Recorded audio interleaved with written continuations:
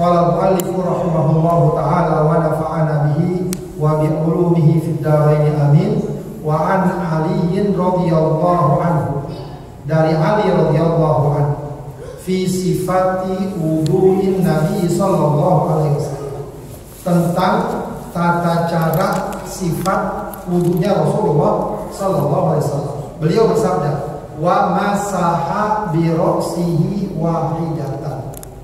Jadi dikatakan di sini Ali bin Abi Thalib menjelaskan tentang bagaimana Rasulullah berwudu, maka sebagaimana yang beliau katakan, wa masaha bi ra'sihi wahidatan.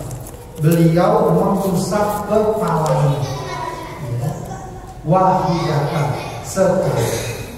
Akhrajahu Abu Dawud, hadis riwayat Abu Dawud, wa Nasai dan Nasai, wa Tirmidzi dan Tirmidzi bi isnadin sahihin, dengan sanad yang sahih. Bal qala Tirmidzi, bahkan At-Tirmidzi memberikan komentar tentang hadis ini, innahu asahhu syai'in fil bab, bahwa hadis ini adalah hadis yang paling sahih dalam bab ini.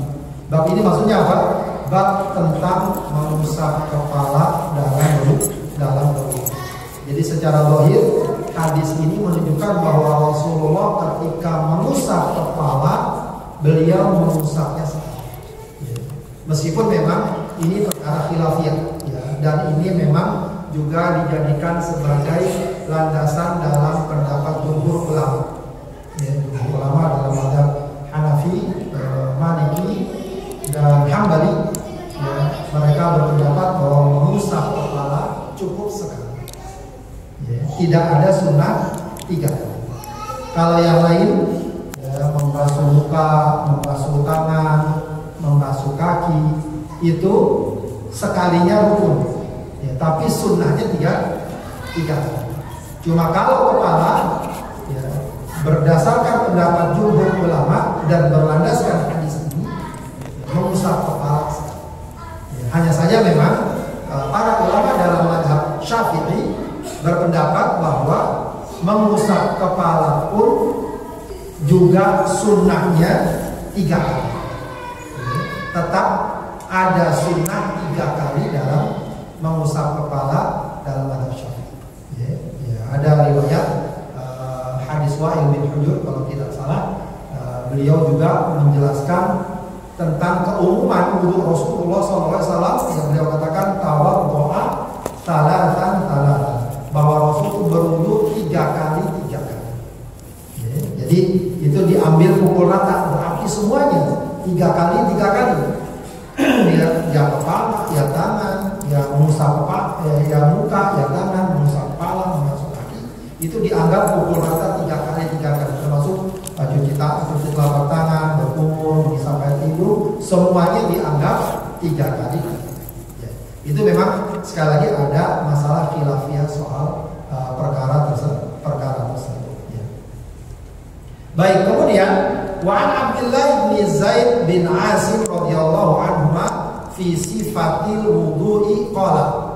Dari Abdullah bin Zaid bin Asim radhiyallahu anhuma tentang tata cara berwudu, dia berkata, wa masaha Rasulullah sallallahu alaihi wasallam, ya, dan Rasulullah sallallahu alaihi wasallam mengusap kepalanya, fa'aqbala biyadaihi wa adbar, ya, maka beliau, ya, fa'aqbala dari depan, ya, mengusap bagian depan, biyadaihi dengan kedua tangannya, ya, kedua telapak tangannya dari depan, wa adbar, dan di ke belakang, ya, muttafaqun alaih.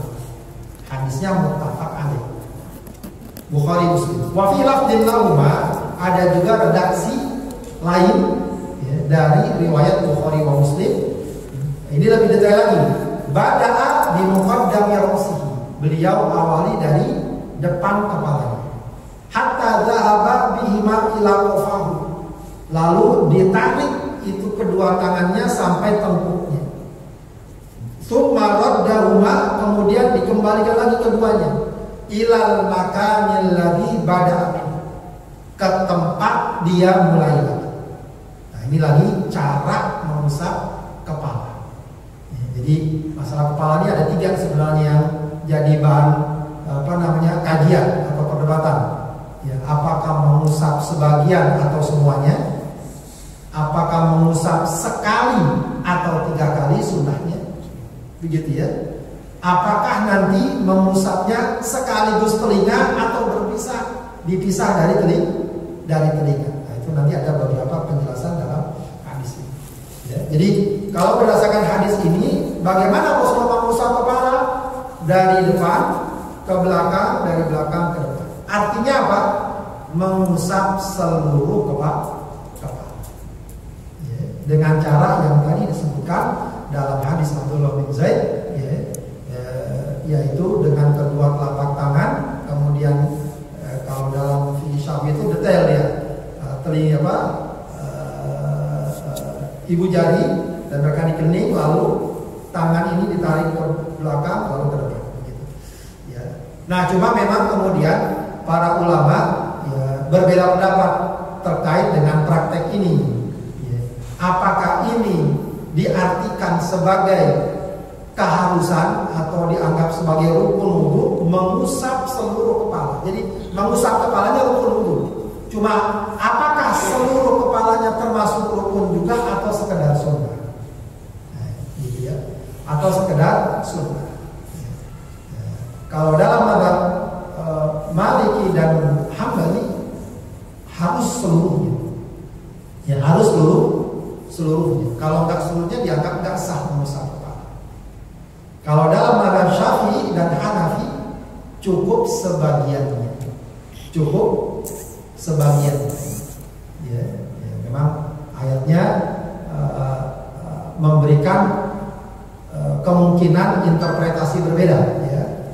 Ya ayyuhalladzina amanu idza qumtum ila sholati faghsilu wujuhakum wa aydiyakum ilal marafiqi, apalagi ayatnya wamsahu bi ru'usikum. Jadi ada huruf ba-nya di situ. Kok ada huruf ba? Padahal kan bisa aja wamsahu ru'usakum, usap kepala, tapi ada huruf ba di situ.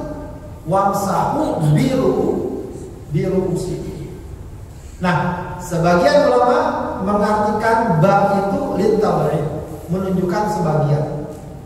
Jadi diartikan bi ba'di ru'usi, usaplah sebagian kepala kalian.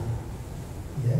Sehingga di situ disimpulkan kalau sebagian saja diusap maka itu sudah cukup memenuhi rukun.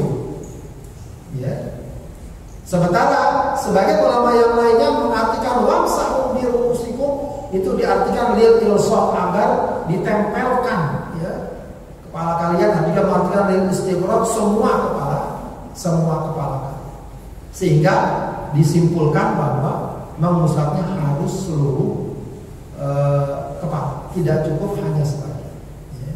Namun ada satu hal yang cukup bagus di sini, bahwa sebagian ulama atau dalam mazhab Syafi'i pun yang mengatakan bahwa mengusap itu cukup sebagian, tapi menurut mereka sunnahnya adalah mengusap seluruhnya.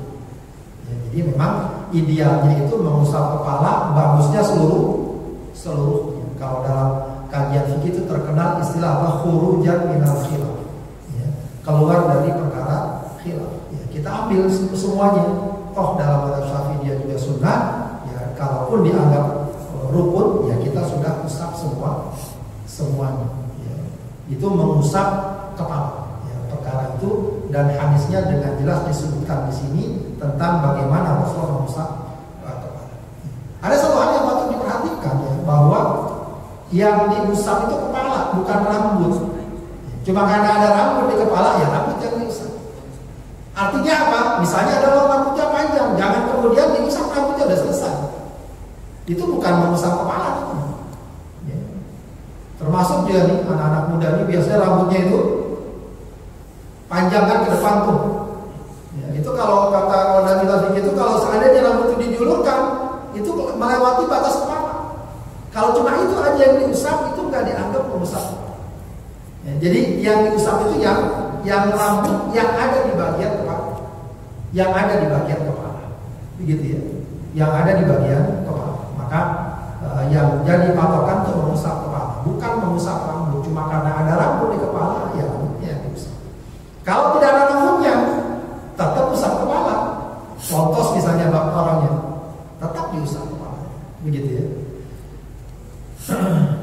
Baik. Kemudian An Abdullah bin Amr radhiyallahu anhu fi sifatil wudu qala, dari Abdullah bin Amr radhiyallahu anhu tentang tata cara berwudu, beliau berkata, "Tsumma masaha bi ra'sihi," kemudian beliau mengusap kepalanya. Berarti kan termasuk dalam hadis juga selalu ada huruf ba-nya. Ya, padahal kalau dalam bahasa Arab masaha ini apa namanya? Fi'il muta'addi, ya. Apa namanya? Yang bisa langsung gitu ya. Yang objeknya tuh gak perlu huruf jar. Ya, tapi di sini selalu ada huruf ba.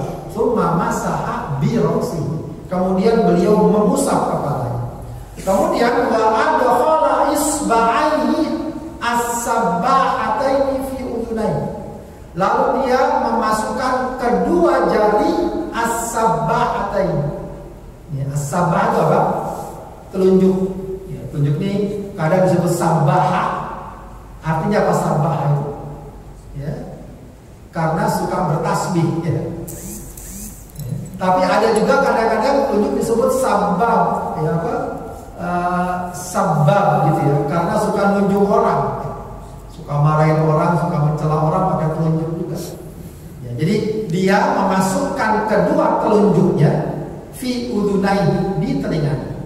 Wa masaha bi ibhamaihi, lalu dengan kedua ibu jarinya dia mengusap zahira udhunaihi, bagian luar telinga. Jadi bagian dalam mengusap bagian dalam, telunjuk mengusap bagian dalam telinga, ibu jari mengusap bagian luar telinga. Jadi itu bahkan disebutkan dengan detail, yang menunjukkan bahwa sahabat itu betul-betul memperhatikan sekali bagaimana Rasulullah berwudu agar dapat disampaikan kepada kaum muslimin. Dan begitulah selayaknya berwudu ketika mengusap telinga.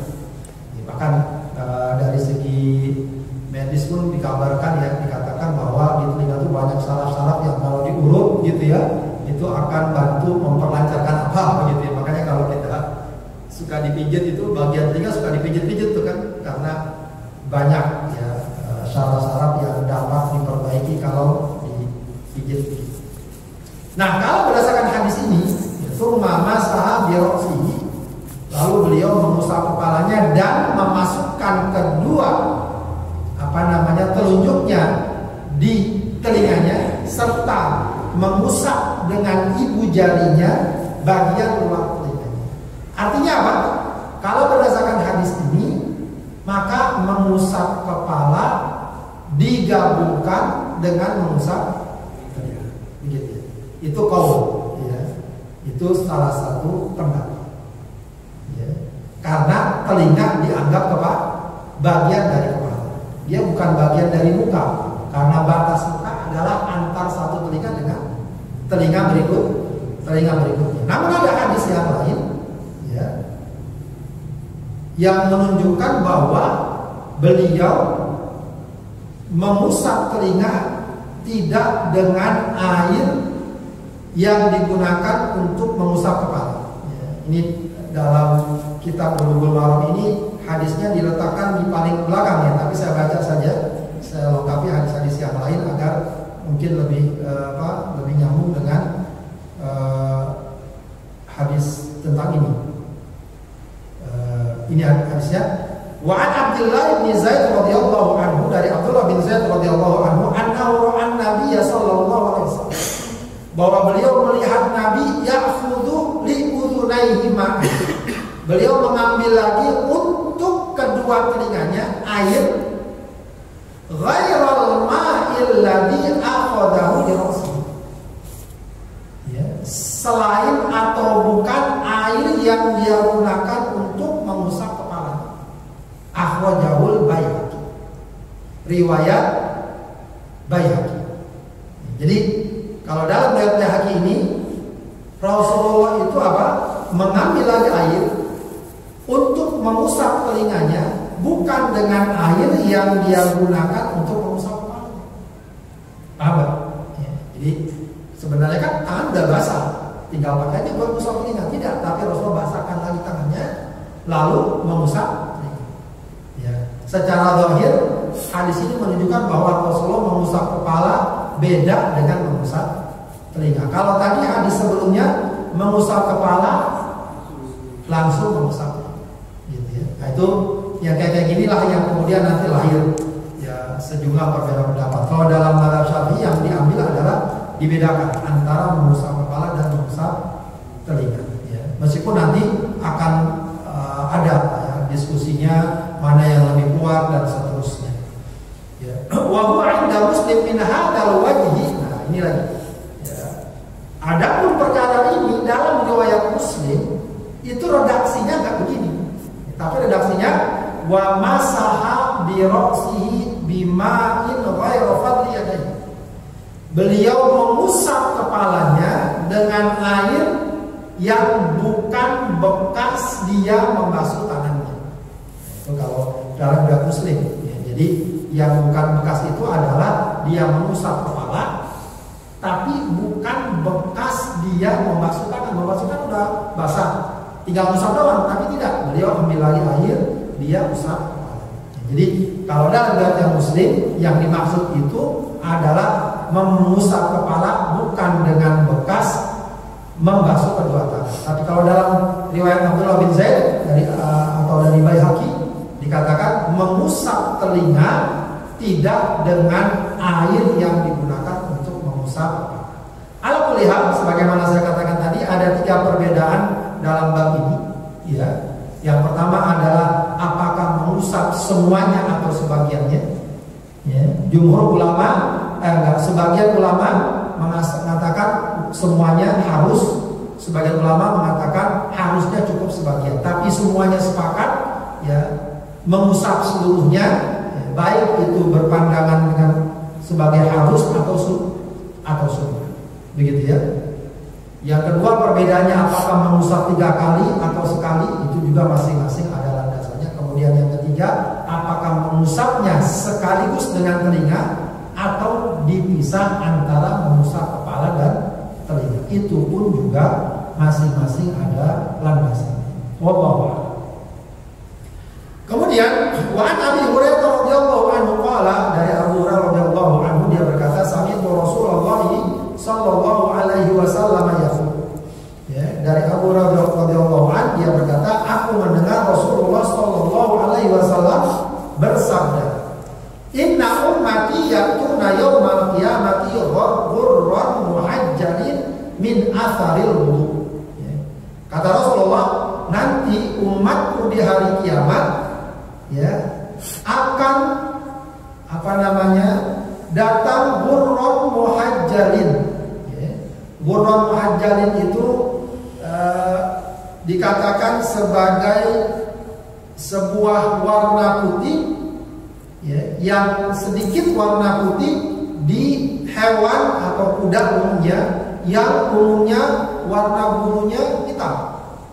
Jadi dia ada warna putihnya di kuda yang bulunya hitam, sehingga dari jauh akan kelihatan ya, hitam ada warna putih. Jadi gambaran bahwa orang itu bersinar di tengah suasana yang gelap, suasana yang mencekam, maka dia itu bersinar. Nah, kata Rasulullah SAW, umatku nanti di hari kiamat akan bersinar karena bekas wudhunya.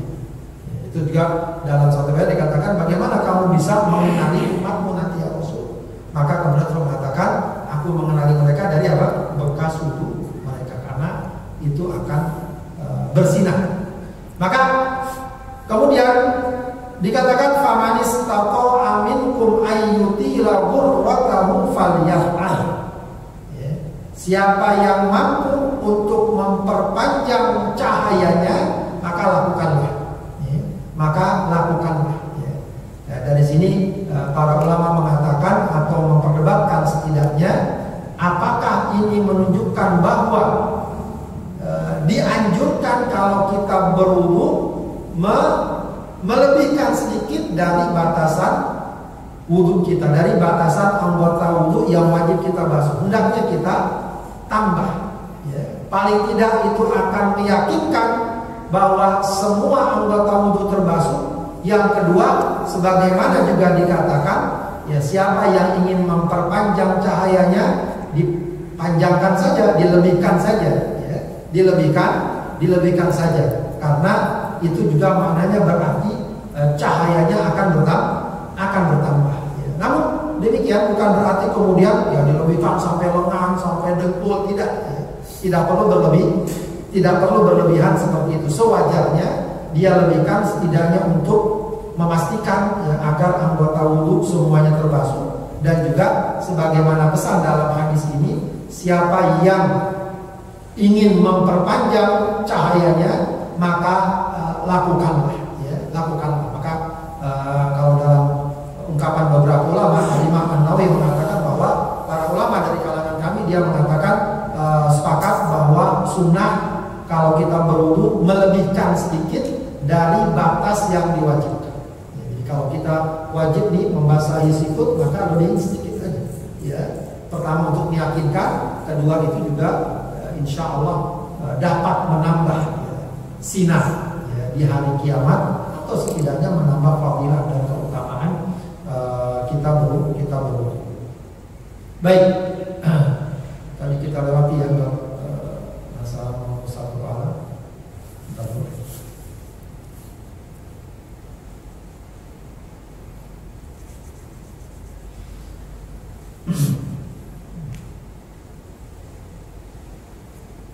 Baik, wa an Aqid bin Sabirah radhiyallahu anhu qala Rasulullah sallallahu alaihi wasallam, Rasulullah bersabda, asbighil wudu. Ya, sempurnakanlah wudu. Jadi ada satu sunnah dalam wudu yang dikenal dengan apa? Isbaghul wudu. Artinya pastikan ya, atau juga hati-hati dalam berwudu, usahakan air yang kita pakai itu betul-betul mengenai seluruh anggota wudhu kita. Ya, itu namanya isbaghul wudhu. Jadi nggak sekedarnya, nggak sekenanya. Ya, makanya Rasulullah katakan lagi, wa khallil bainal asabi, sela-sela ya, jari jemari, sela-sela. Itu gambaran dari isbaghul wudhu. Jadi sunnah-sunnahnya dilakukan. Jadi diurut-urut, ya, namanya tadlik, diurut-urut ya kalau berwudhu. Karena orang kalau berwudhu ada yang malas banget ya, begini aja tangannya di bawah, kakinya diselonjorin aja gitu.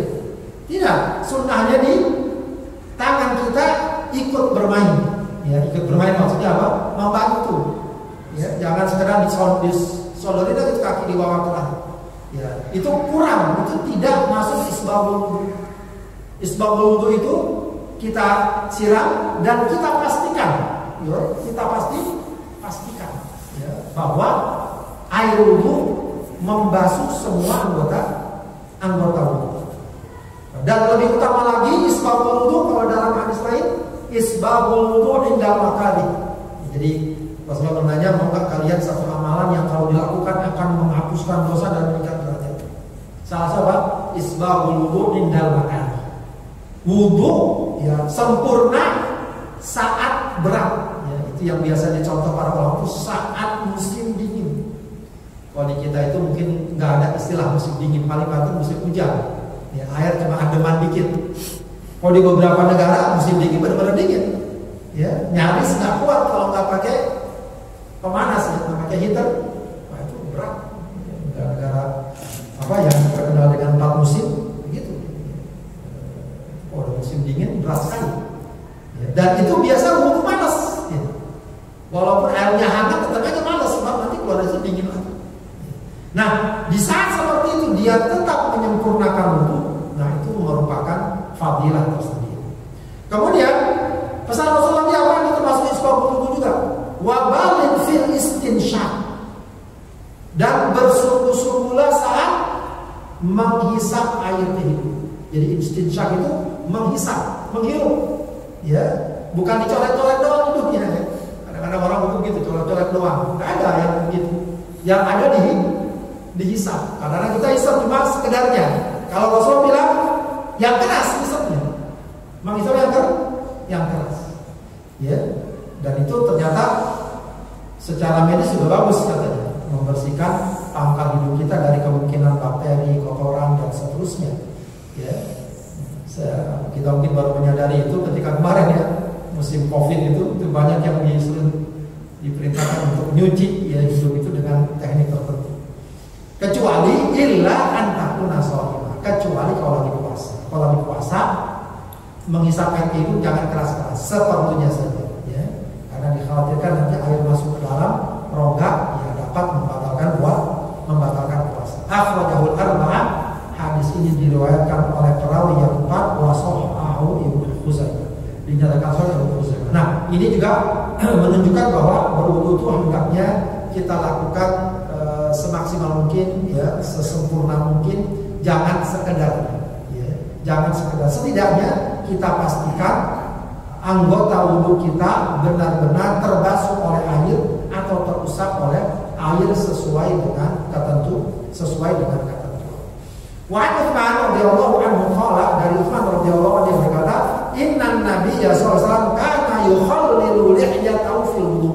Ini pun juga termasuk dari isbahul wudu. Sungguhnya dari Utsman dia mengatakan Nabi SAW yukhallil lihyatahu, menyela-nyela lihyanya, jenggotnya. Kalau jenggot kita dikit-dikit ya, paling enggak dibasahi. Kalau memang lembab dimasukin dari kita ya, untuk menyempurnakan wudu kita. Ya, kalaupun dia mengusap seperti ini saja cukup ya, tapi kalau dia sela-sela itu lihyanya atau jenggotnya itu masuk dalam bab isbahul wudu yang akan menyempurnakan wudu kita. Kemudian wa an Abdullah bin Zaid radhiyallahu anhu qala, dari Abdullah bin Zaid radhiyallahu anhu dia berkata, inna nabiyya sallallahu alaihi wasallam utiya bi thulutsai muddin. Rasulullah SAW dibawakan sulusai muddin. Sulusai itu berapa? 2/3 ya, 2/3 ya. Muddin 2/3 mud ya. Satu mud itu berapa sok ya? Satu sok itu berapa mud ya? Satu sok itu 4 mud ya. Diperkirakan satu sok itu 3 liter, tapi 3 liter berarti dibagi 3 berarti sekitar berapa? Maaf, 3 liter dibagi 4, karena satu sok itu 4 mud. Satu sok itu kurang lebih 3 liter. Kalau dibagi 4 jadi 3/4 liter, 750 mililiter. Ya, kira-kira segini ada kan? Ini berapa nih? 300. Ini 300. Bersalah lagi dikit berarti dong ya. Nah, beliau ya di tapi kurang dari satu sok ya, berarti sekitar 500 lah ya mililiter ya, kalau pas begitu hitungannya ya, karena 2/3 ya, ukuran segini lah ya, ukuran segelas segini, dan beliau berwudu dengan air tersebut. Jadi maksudnya adalah bahwa Rasulullah berwudu dengan air yang sedikit ya, yang bisa jadi itu tinjauannya karena air saat itu sedikit, tapi juga umumnya para ulama mengatakan ya ini yang mungkin juga bagus kalau kita biasakan yang berhemat menggunakan air saat berwudu. Begitu ya. Jadi kadang-kadang kita pengen puas-puasan kalau ngambil air penuh baru ya. Padahal nggak harus penuh, sedikit saja bisa. Yang penting membasahi seluruh anggota wudu. Begitu ya. Belum lagi kita kucurkan itu keran sekeras-kerasnya, padahal bisa sedikit. Dan ini juga menunjukkan bahwa berwudu dengan air sedikit nggak masalah. Ya, banyak orang yang kemudian salah pemahaman, oh itu kan kurang dari 2 kulah. Itu bukan bab itu 2 kulah, sudah kita bahas sebelumnya. 2 kulah itu bab kalau terkena najis kurang 2 kulah atau lebih dari 2 kulah, itu ada ketentuan hukumnya. Tapi kalau air itu suci mensucikan, nggak ada pengaruhnya 2 kulah atau tidak 2 kulah. Yang penting dia suci mensucikan. Kalaupun sedikit cuma 11, kalau dia atur bisa berwudu. Yang penting dikit-dikit aja, yang penting basah semuanya. Nah itu biasanya kalau kayak gitu kondisi terjepit atau mepet itu bisa ya. Itu biasanya kalau lagi musim haji itu ya, kalau lagi dari Arafah atau Muzdalifah itu kadang-kadang susah tuh air, atau kalau ada ribet banget antri segala macam ya, atau susah. Udah siapin aja air mineral, giliran wudu kita wudu pelan-pelan ya. Itu bisa, ya, sedikit. Ya. Dan itu pun Rasulullah urut-urut itu, ya, karena memang dia ada sedikit biar sampai ke seluruh anggota tubuh. Baik, kemudian berikutnya lagi wa an Aisyah radhiyallahu anha qala, dari Aisyah radhiyallahu anha dia berkata, karena Rasulullah sallallahu alaihi wasallam yu'jibu tayammum. Rasul itu senang tayammum. Apa tayammum itu? Mendahulukan yang kanan dulu, ya. Dalam apa? Fi tanaquli, saat dia pakai sendal. Kalau pakai sendal kanan dulu apa kiri dulu? Kanan dulu sunnah. Pakai sendal kayak, pakai sepatu kayak, ya, termasuk pakai pakaian, pakai baju, pakai celana, ya, itu Rasulullah senang kanan dulu. Wa tarajjulihi, apa tarajjulihi? Ya. Nyisir aja senangnya kanan. Rasulullah kira-kira nyisirnya gimana? Hah? Sisiran Rasulullah gimana? Belah dua. Nah, bagian kanan dulu yang disisir. Bagian kanan dulu yang disisir. Ya. Baik. Waktu humrihi, dan saat dia bersuci. Saat dia bersuci, maka sering kalau kita bahas dalam bab wudu, bahkan mandi sekalipun sunnahnya dimulai dari kanan atau kanan dulu. Itu sunnah. Tapi berarti kalau kiri dulu boleh nggak? Sah saja. Cuma tidak jadi wudu tangan kiri dulu baru tangan kanan. Sah saja. Tapi sunnahnya kanan dulu baru kiri. Ya. Kanan dulu selesaikan, ya, bukan kanan selang-seling. Ya. Dulu ada seorang yang tampil di depan umum, ya, enak aja jalan-jalan dia. Kalau itu yang benar selang-seling, kanan kiri, kanan kiri, kanan kiri. Ya. Nah, itu tidak sesuai dengan hadis yang kemarin kita baca, hadis umrah Maula Uthman. Beliau basuh kanan dulu sampai 3 kali, baru kiri 3 kan, bukan selang-seling. Ya. Jadi dahulukan yang kanan baru yang kiri, ya. Wa fi sya'nihi kulli, ya, ini tadi contoh saja. Dan dalam semua urusan dahulukan yang kanan, yang dikatakan perkara-perkara yang baik mulai dari kanan, ya, ya, termasuk kita tadi pakai sendal, pakai sepatu, ya, memberi, menerima, ya, apalagi hal-hal yang diperintahkan, ya, kayak makan, minum, ya, itu hendak kecuali kalau kemarin masalah istinja, ya, itu hendaknya istinjanya, membersihkannya pakai tangan kiri. Nah, itu sudah bagian dari adab, ya, dalam Islam. Ya, mungkin dari kalau melihat etika yang berlaku di sebagian masyarakat mungkin nggak pengaruh mau tangan kanan mau tangan kiri, tapi dalam Islam diajarkan seperti itu. Baik, kemudian wa an Abi Hurairah radhiyallahu anhu qala Rasulullah sallallahu alaihi wasallam, dari Abu Hurairah radhiyallahu anhu dia berkata, Rasulullah sallallahu alaihi wasallam bersabda, "Idza tawadda'tum fabda'u bima yaminikum." Kalau kalian berwudu, maka mulailah dari bagian kanan kalian. Ya, itu juga termasuk sunnah yang diajarkan. Kemudian wa an Al-Mughirah bin Syu'bah radhiyallahu anhu anna Nabiy sallallahu alaihi wasallam tawadda'a fa masaha bi nasiyatihi wa 'ala al-imamati wal khuffain, akhrajahu Muslim. Dari Al-Mughirah bin Syu'bah, sukunya Nabi sallallahu alaihi wasallam tawadda'a berwudu fa masaha bi nasiyatihi, beliau mengusap ubun-ubunnya. Ubun-ubunnya di bagian kepala, ubun-ubun, ya. Itu bagian kepala. Ya. Kemudian wa 'ala al-imamah, dan dia usap sekalian juga imamah. Jadi imamahnya nggak sampai dicopot. Ya, jadi imamahnya dimundurin sedikit, dia usap kepala ubun-ubunnya, lalu imamah. Ya. Kemudian wal khuffain, dan juga beliau mengusap kedua khuf, akhrajahu Muslim. Hadis riwayat Muslim. Ya, hadis ini juga yang dijadikan dalil dalam fikih mazhab Syafi'i tadi, bahwa mengusap kepala bisa sebagian, ya, meskipun nanti ada lagi perdebatan soal itu. Jadi kesimpulannya, orang kalau pakai imamah, ya, boleh saja tanpa dia copot, dia usap sebagian kepalanya dan dia usap imamah. Ya, termasuk juga kalau dia memakai khuf, ya, kita belum bahas ini ya, itu nanti ada dalam bab berikutnya, ketentuan bolehnya kita mengusap khuf. Ya, khuf itu sepatu kulit yang menutup sampai mata kaki.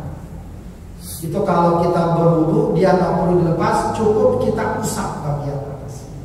Ya, itu juga ada keringanan ya untuk kita lakukan. Tapi memang ada beberapa syarat tertentu yang harus kita penuhi sehingga kita dapat mengusapnya. Beberapa hadis yang lain sudah ada penjelasan sebelumnya.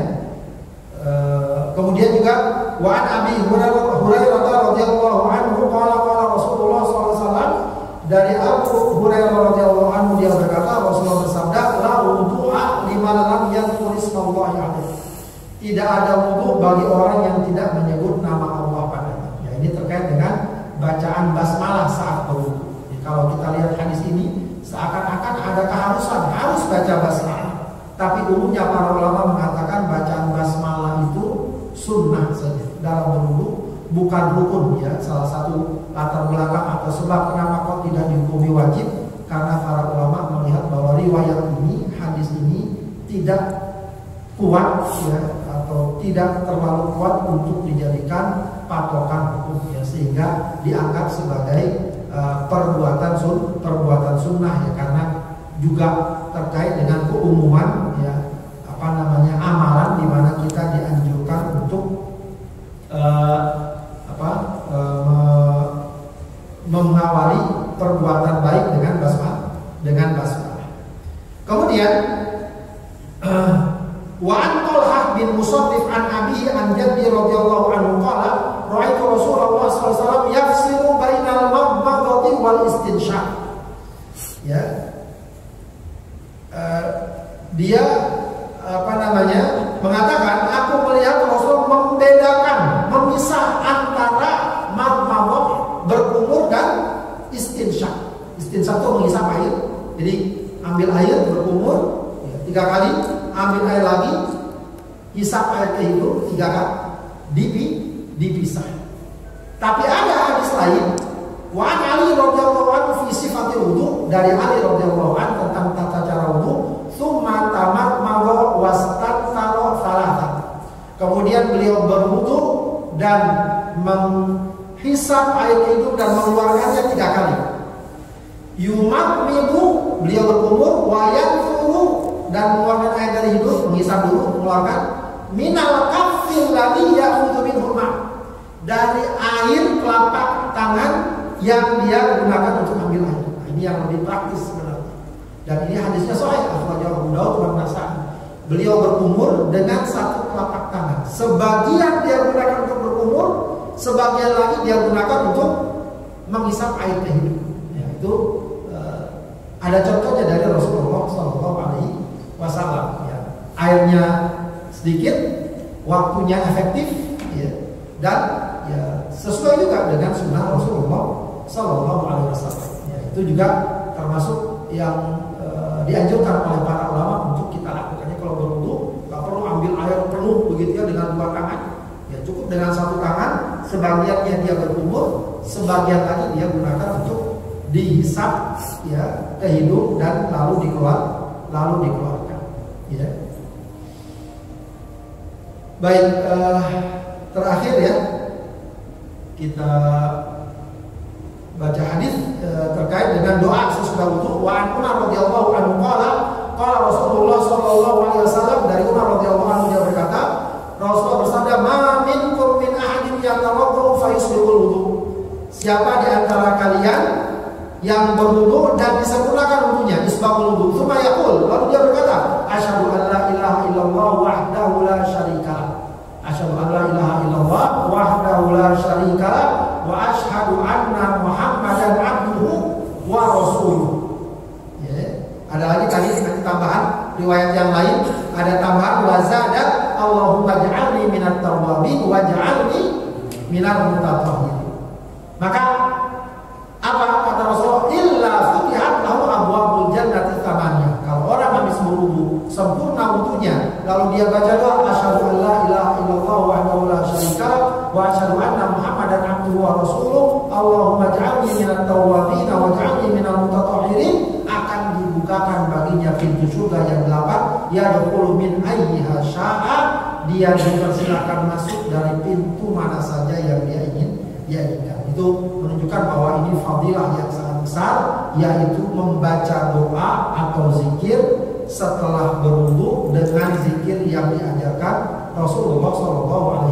Maka itu bagus kalau kita biasakan habis berwudu. Ya, bahkan kata para ulama itu menunjukkan bahwa toharoh kita lengkap.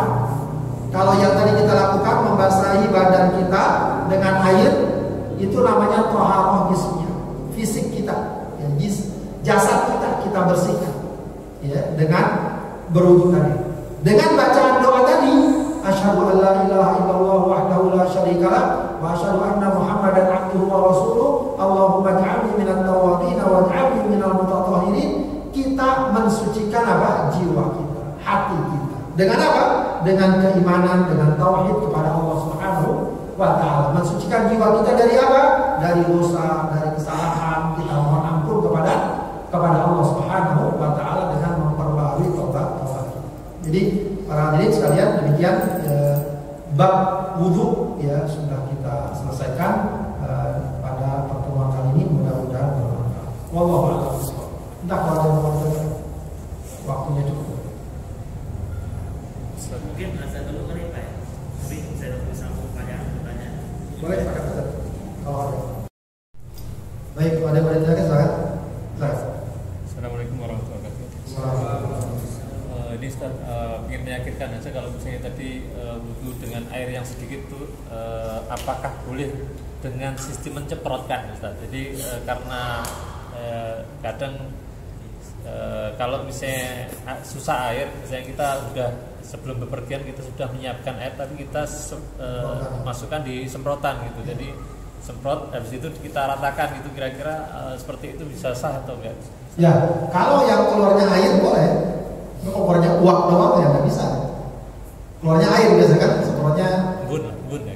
Apa? Embun gitu kan. Embun ya. Embun dan kalau yang kayak semprot keluar air, kalau embun wallahu alam ya. Kalau embun takutnya nanti nggak jatuh jadi merusak. Jadi air biasa kan ada semprotnya apa airnya kelihatan lah, tetesan-tetesannya ada. Nah, kalau ada bentuk airnya tetesan bisa aja, tidak masalah. Jadi memang sekarang banyak dipakai ya oleh jamaah-jamaah umroh atau apa. Nah, jadi mereka kalau batal wudu di dalam tinggal wudu aja di dalam, nggak apa-apa. Yang penting keluarnya air, ya, dan airnya tentu suci mensucikan, ya, bukan hanya pada bercampur atau apa begitu, boleh saja. Ya, bagusnya semprotan yang tidak hanya keluar uap, ya, tapi keluarnya air. Ya, jadi dengan apa tetesannya dengan alirannya itu ya tidak mengapa kalau memang tampak airnya dan bisa membasahi seluruh anggota wudu. Wallahu a'lam. Baik, sudah. Tadi masalah dua kulah itu kan masalah suci mensucikan deh. Ya. Jadi kalau misalkan di bawah dua kulah di dalam ember kita pakai gayung wudu tuh boleh gitu? Boleh, tidak masalah. Itu nggak ada kaitan dengan dua kulah. Dua kulah itu problemnya itu pun juga khilafiyah. Problemnya itu dua kulah itu kan para ulama mengatakan air itu kalau kena najis dia jadi najis apa enggak? Air kalau kena najis. Kalau sebagian ulama pakai kaidahnya gampang, berubah atau tidak? Berubah warna, rasa, baunya berarti najis itu air. Mau sedikit mau banyak. Kalau nggak berubah nggak najis. Mau sedikit mau banyak. Gitu ya. Berarti sebagai ulama ini itu tidak pakai faktor dua kulah, nggak menganggap masalah. Pokoknya batasannya adalah kalau kena najis berubah jadi najis, kalau nggak berubah nggak najis. Misalnya airnya dikit atau air kena najis cipratan dikit doang, gitu ya. Kena kencing lah misalnya, dilihat-lihat nggak ada perubahan air, maka dia nggak najis. Itu sebagai ulama begitu. Tapi sebagai ulama lainnya, dan ini pakai dalam mazhab Syafi'i, mereka pakai patokan ya banyak dan sedikit.